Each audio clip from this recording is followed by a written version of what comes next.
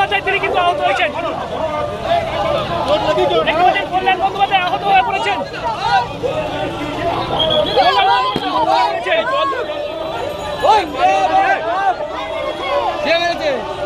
কে মারলো? পানি